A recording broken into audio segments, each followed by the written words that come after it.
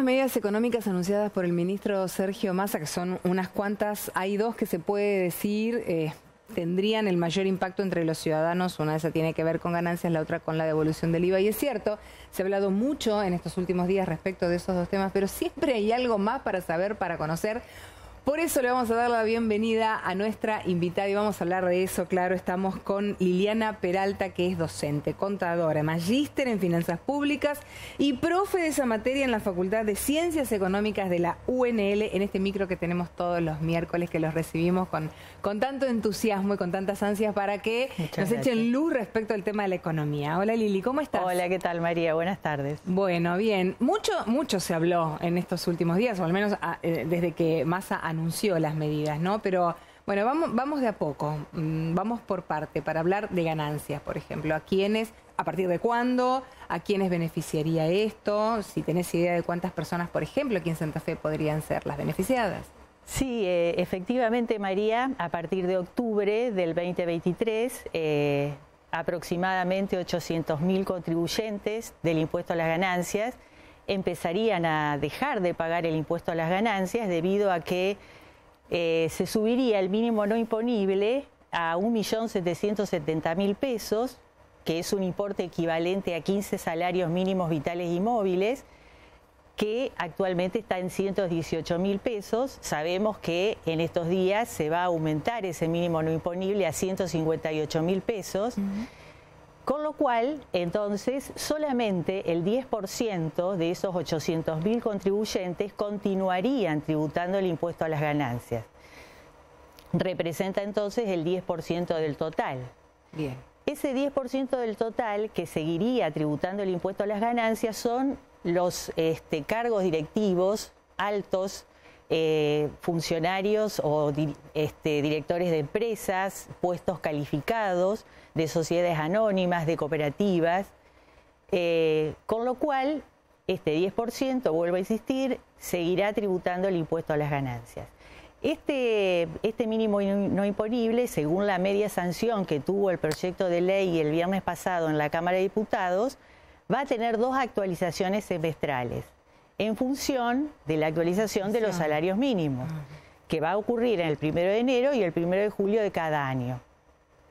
Más allá de esto, también se estableció que los aguinaldos, a partir de esta ley, si es que se aprueba por senadores esta semana, quedarían exentos definitivamente. Sabemos que en algunas oportunidades los aguinaldos estuvieron exentos, otras veces pagaron, etcétera. Bueno, a partir de esta ley quedarían exentos definitivamente los aguinaldos también. Bueno, pero eso es sí y solo sí se aprueba la ley. Una ley que, recordemos, está tratándose en el Congreso, pero que tiene media sanción en la Cámara de Diputados. Y ahí es como que no puede avanzar en el Senado, se frena, y hay algunos argumentos que están vinculados con las afectaciones a las provincias, por ejemplo, ¿no? A lo que podrían recibir como coparticipable. ¿Es así? Es así porque, bueno, primero hay que decir que el impuesto a las ganancias es uno de los principales impuestos coparticipables en Argentina. ¿Qué significa coparticipable? Es que se comparte la recaudación entre nación y las provincias. Es decir, se recauda el impuesto a nivel nacional por la AFIP y una parte de esa recaudación queda en el nivel nacional y las otras se distribuyen a las provincias. Entonces, al disminuir la recaudación del impuesto a las ganancias debido a esta nueva medida, la suba del mínimo no imponible, esto impacta directamente en la coparticipación que corresponde a provincias. Se calcula que... ¿Tanto nos afectaría a nosotros, los santafesinos? Bueno, los santafesinos, más de 61.000 santafesinos en la provincia dejarían de pagar el impuesto a las ganancias. Y para tener una idea, María, en el departamento Rosario más de 26.000 y en el departamento Santa Fe entre 10.800, 11.000 contribuyentes dejarían de pagar. Parece poco. ¿O no? Parece poco. Digo, en el concierto nacional del total de la provincia. No sé si es una impresión mía, corregime. Parece poco, pero fíjate que el costo fiscal, es decir, lo que a nivel nacional se dejaría de recaudar. Eso es lo que significa el costo fiscal, que tanto se habla. Significa lo que se deja de percibir de recaudación, lo que el Estado deja de percibir de recaudación. Está calculado en 0,63 del PBI. Es decir, es un costo bastante alto, que significa para las provincias 1.600.000 pesos y para Nación 1.300.000 pesos. Es decir, tengamos en cuenta que la recaudación de agosto de este año fue de 800.000 millones del impuesto a las ganancias. Entonces es un costo fiscal significativo. De todas maneras, bueno, creo que de acuerdo a lo que se dijo desde el nivel nacional, desde el Ministerio de Economía, esta pérdida de recaudación se cubriría con el incremento, ya sea por el nuevo impuesto a los mayores ingresos, que reemplazaría la cuarta categoría de impuesto a las ganancias, por una mayor recaudación del IVA, que si querés después te explico de qué se trata, y además se afectaría un porcentaje del llamado impuesto país, que originalmente gravaba la compra de moneda extranjera, la compra de servicios en el exterior en moneda extranjera, etcétera, pero hasta hace muy poco también se grava con el impuesto país a los insumos importados. Entonces, desde el Ministerio de Economía se dice, bueno, la recaudación del impuesto país por estos insumos importados es bastante importante, lo que contribuiría a cubrir el agujero fiscal que dejaría la suba del mínimo no imponible de ganancias. Bueno, ahí estarían en todo caso las cuentas equilibradas, si es que se da, digamos, no están las cuentas equilibradas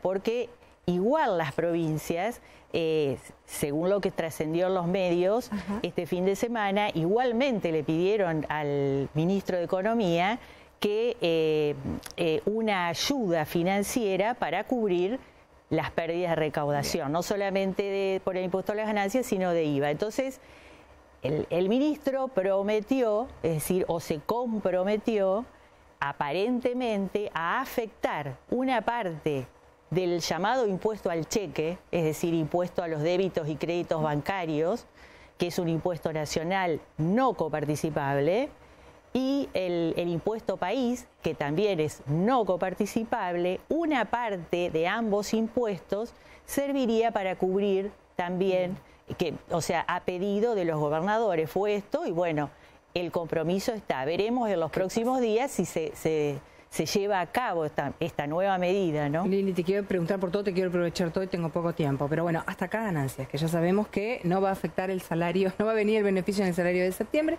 sino a partir de octubre. A partir de octubre, después vamos a ver qué es lo que pasa en el Congreso con la ley.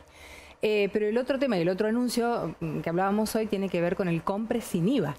El compre sin IVA, María, se trata de la devolución del 21% del impuesto al valor agregado que los consumidores tributamos debido al traslado del impuesto de una etapa a la otra en la cadena productiva. Es decir, los consumidores no debiéramos ser incididos por el IVA, pero como el impuesto se traslada, terminamos tributando los consumidores el IVA. Entonces, lo que hace el Estado con esta medida es devolvernos por cada compra el 21% del IVA hasta un tope mensual de 18.800 pesos. Igual no es para todos tampoco.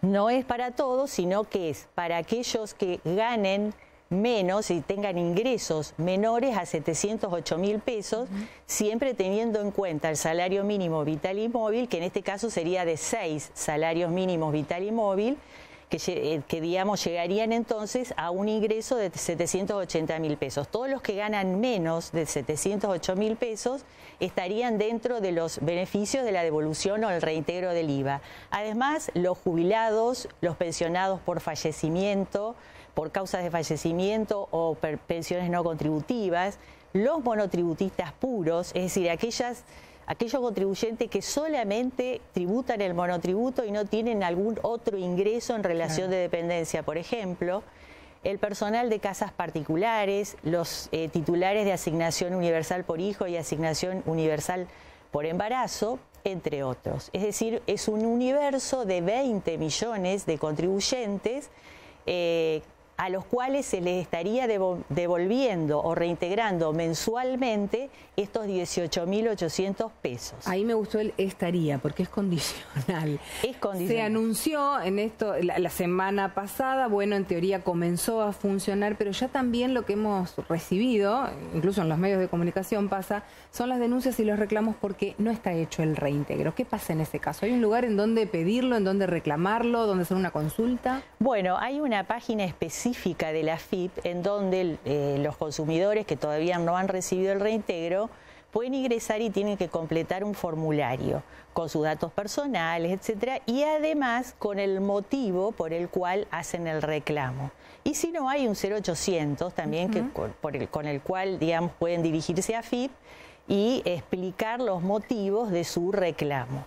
De todas maneras, tengo entendido que en los últimos días se ha acelerado la devolución, es decir, ya hay muchos millones de consumidores que ya han recibido la devolución del IVA porque se han ido acomodando los sistemas, sobre todo de los bancos, digamos que han, entre comillas, enganchado, digamos, sus cuentas a las tarjetas de débito, etcétera, que se necesita para que la devolución se haga efectiva. Es decir, María, tenemos que tener en cuenta que la compra tiene que ser formal, es decir, tiene que ser a través de un postnet, tenemos que exigir los consumidores el ticket para que la compra sea formalizada, porque si no, no existe la compra, no existe el débito. Las billeteras se incluyeron. Las billeteras se incluyeron e incluso estos reintegros se acumulan con promociones que hagan los supermercados, con promociones que hagan las tarjetas de crédito, etcétera. Entonces, el consumidor, para lograr obtener el reintegro pleno, es decir, los 18.800 pesos, tendría que consumir por mes 89.500 pesos. Bien. Eso aproximadamente, entonces, haría que recibiera el reintegro pleno de los 18.800. Bien. El efecto positivo que tiene esta medida para los consumidores es que esos 18.800 pesos el consumidor no se los guarda, sino que vuelve a consumir. Es decir, si todos los consumidores, los 20 millones, gastásemos los 18.800 o recibiéramos, mejor dicho, la devolución del 18.800, se cumpliría plenamente el programa. Bien. Esos 18.800 generan una segunda vuelta de consumo. Y volveríamos a tener a aparecer los 376.000 millones de costo fiscal que se devolvió mediante reintegro.